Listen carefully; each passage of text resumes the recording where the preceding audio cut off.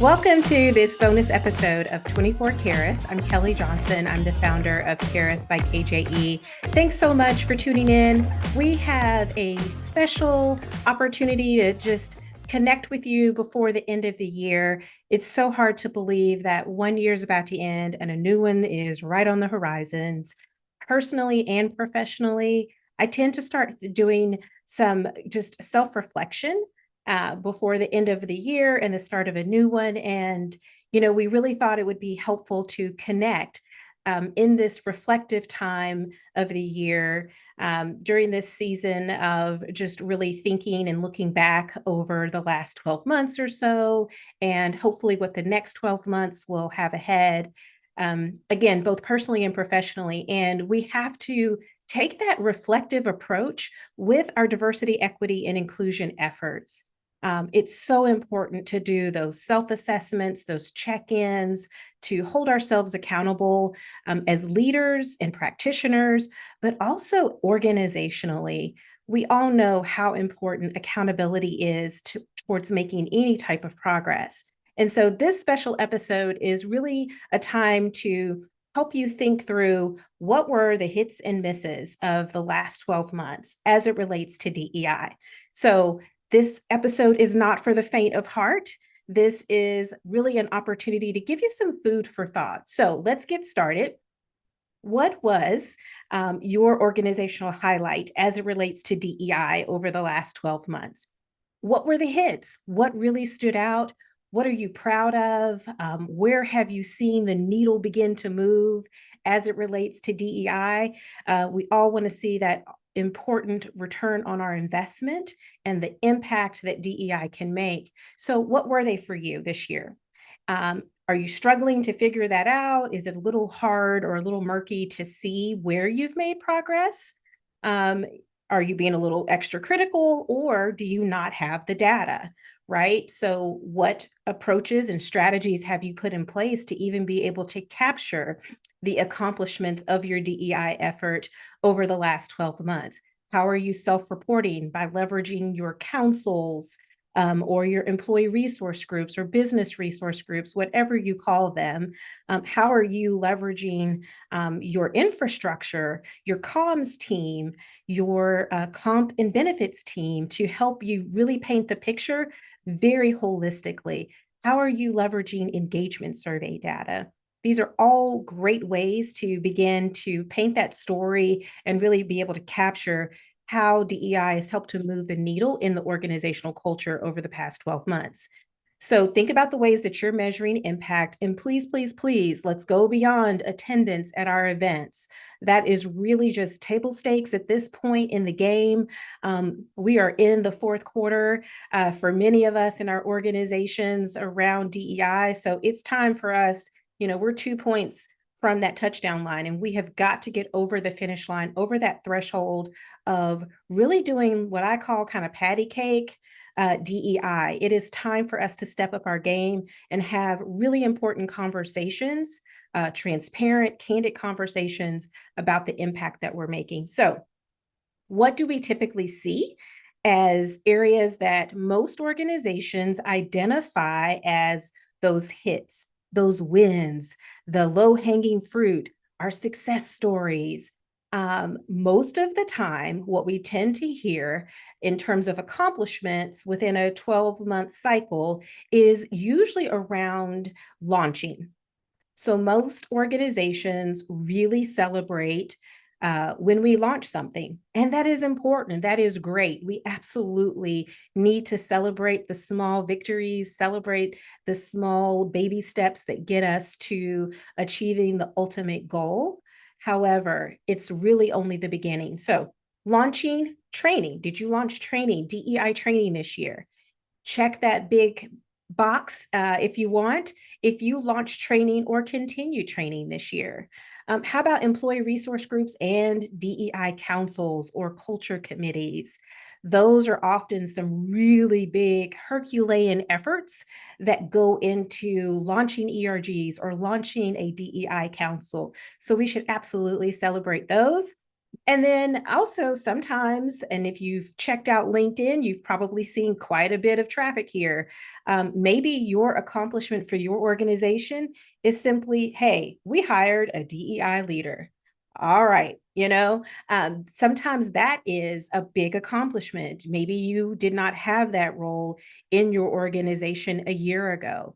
So let's celebrate the launching or the starting. Those are awesome accomplishments. I want to share with you an example of a success story that our client shared or that we were able to experience along with our client. And it's really around where we tend to see the accomplishments or the hits, where we see them sort of fall short. And it's really in two areas.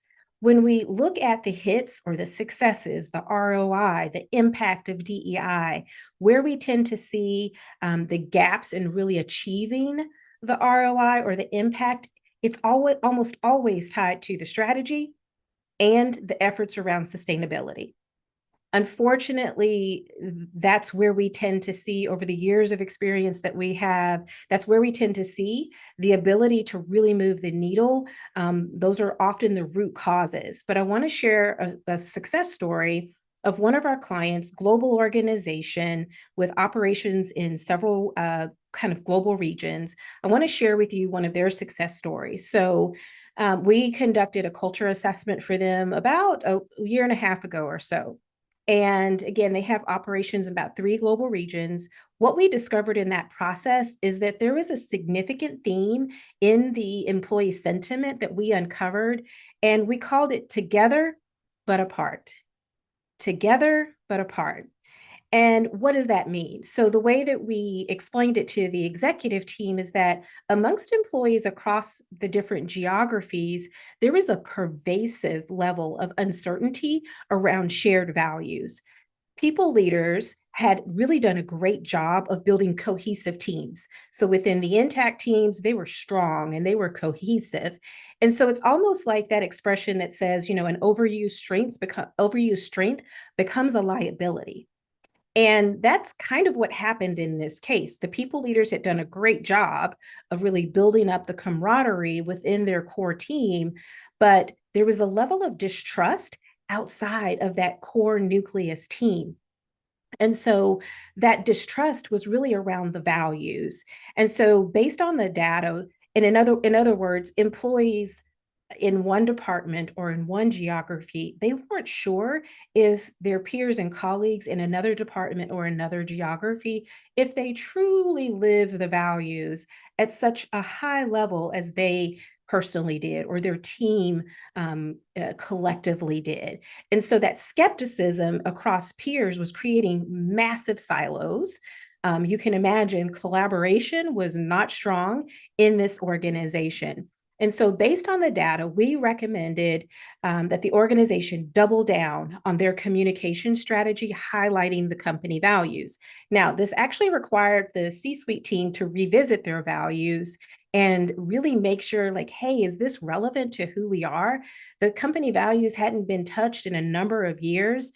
And so, our recommendation prompted the executive team to really look at, is this relevant for who we are today and who we want to be in the future?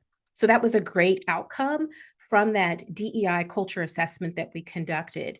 But we also emphasized, so another big recommendation that we made is that the organization needed to really solidify a one team culture. And that the emphasis would really be around, regardless of what geography or department you're in, that the one team culture would be rooted and cemented around the values. And so the executive team took our recommendations to heart. Now, I will be very transparent. At first, the executive team had to really warm up to the idea. They debated, they questioned, the validity of, okay, is this real? And over time, after they had a moment to really process through the data and the information, when we were able to back up our recommendations with data, with quotes from employees, they took our recommendations to heart. And 1 year later, so excited, 1 year later, the one team message became a mantra across the entire organization. They launched earlier this year with really leading with that message of we are one team, and we're one team because we share these values. So I want to share that success story because it's not a traditional example of DEI.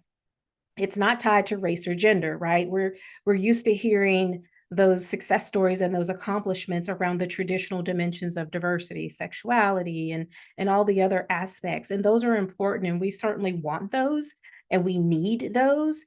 However, this is an example of when we truly evaluate the DEI climate in an organization, we will unearth and uncover a ton of insights that may or may not be directly tied to the traditional aspects of DEI, but they make a huge and sustainable impact, or they can make a huge and sustainable impact in the culture and the engagement of employees if we create a strategy and we create a plan to sustain those efforts and sustain the right messages.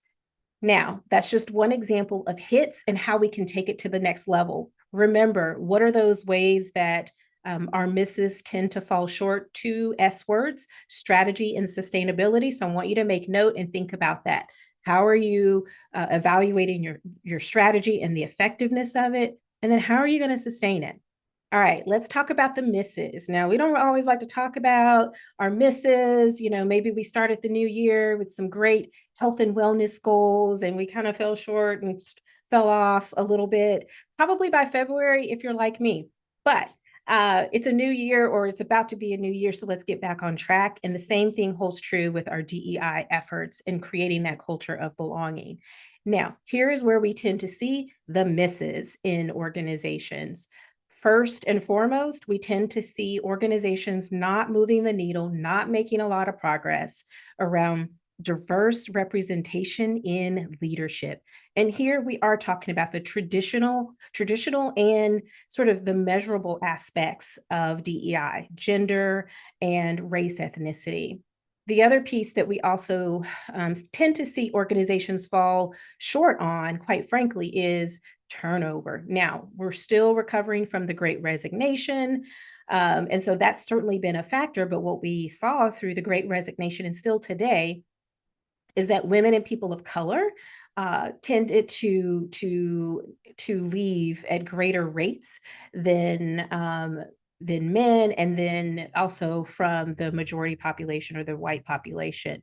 And so how did your succession planning exercise and efforts look this year compared to maybe 2 years ago? One of our clients, one of our senior executives, point blank told us that their succession planning exercise and activity, actually last year, as a matter of fact, it wasn't pretty. COVID and the pandemic, the Great Resignation, had significantly caused this organization to take several steps backwards in their progress around women in leadership. So their female leadership pipeline really dried up, as well as their people of color. Now, the other miss that we tend to see in organizations is usually around feedback, whether that's your internal employee engagement survey or externally on glassdoor.com. What causes the gaps in progress around talent management in particular and employee engagement? It tends to be two different S words, and those are our systems and our structure. So when we have weaknesses or a low level of maturity in our systems and our structure, that's where we tend to see the misses in our talent management efforts in particular. So I'll share another example of a client. And, we tend to see a lot of companies make progress with their ERGs, their councils and training. Those are usually the entry points to DEI efforts, and there's absolutely nothing wrong with that. Those are very foundational steps, foundational practices that we can build on and really use those to build a strong foundation. So I want to share an example, though, of an organization who really took some bold strides this year over the last 12 months or so around talent management and DEI. So we partnered with an organization that they knew they were about to go through a massive reorg. And they wanted to use this opportunity to really reevaluate their bench talent. And as they were building the new organization, they wanted to see, and they were hopeful that they could really take the diverse, underrepresented population and find opportunities, or really see who would be ready to go for those new leadership roles that would be becoming available in the new organization. And so they completely recognize that bias has a huge impact in the selection process. And so our team conducted bias mitigation training for the C-suite, yes, the C-suite, and 2 levels below the senior executive team. This was a global organization who really took to heart and was extremely intentional about wanting to make sure that they created equity, or as much equity as possible, in the selection process. And so they invested in bias mitigation training. While the leaders who participated in that training really appreciated the guidance and the framework that we provided on how to more objectively evaluate talent and consider a candidate for a role, ultimately, I will say that systemic barriers in the organization, years and years before this exercise and before this reorg, it actually limited the number of underrepresented employees from actually being in the pipeline. So unfortunately, they were dealing with a very homogenous bench of talent. And so by the time the new organization was launched, or before it was stood up, there really was not a huge labor pool to draw from to make significant gains. However, we have to applaud their efforts to really make sure they took this pivotal time in their organization's history to look for ways to increase diverse representation, race, ethnicity, and gender, as well as Indigenous populations as well. This was an organization that was going to have the opportunity to really hopefully move the needle from an Indigenous people standpoint, which was exciting to be a part of. But I will just say that when we look at systems and when we look at structure, it takes years to truly unwind and move the needle and make progress that becomes visible. Now, we are obviously big proponents of strategies and programs that support the development of that bench. And that's often what we see in many, many organizations who are actually very mature within the DEI evolution. Unfortunately, what we see is that many organizations, their talent development strategies are still a little dated.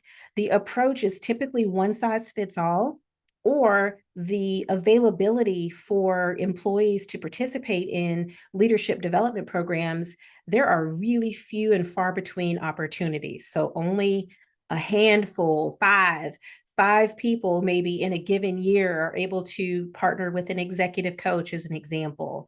Only 10 might get to attend a leadership conference focused on leadership development for underrepresented communities. And so unfortunately, what we see is really limited opportunities in terms of quantity. But what we also see is where there are broader based leadership development programs, those tend to take a very kind of uniform approach to developing talent. And our experience tells us and has shown us that culturally relevant leadership development programs is really where we need to be and where we need to start investing more of our time and resources in. Why? Because when it comes to BIPOC talent, Black, Indigenous, people of color, when it comes to BIPOC talent, typically we have to consider the cultural norms that informed and shaped who they are and how they show up in the workplace. And unfortunately, there's just not enough leadership programs out there that really address that need in a very holistic way. We do have a sponsorship training program that helps organizations become, and leaders in particular, become better sponsors of underrepresented talent. And so we've seen some progress there in terms of really opening the eyes and increasing awareness of senior leaders around what it takes to mentor, but also sponsor diverse talent. So, as we get ready to wrap up this bonus episode, I hope that this is giving you some ideas about how you need to be evaluating the last 12 months and, more importantly, planning for the next 12 and beyond. What are your priorities for DEI next year? And quite frankly, is DEI still a priority? And do your actions and your budget reflect it? At the end of the day, we always have to start with why. Why is so important. 2 years ago, many organizations were scrambling and really trying to up their game around DEI. Why? Because we were faced with a lot of tragedy. We had a huge increase in anti-Asian sentiment. We had the murder of George Floyd.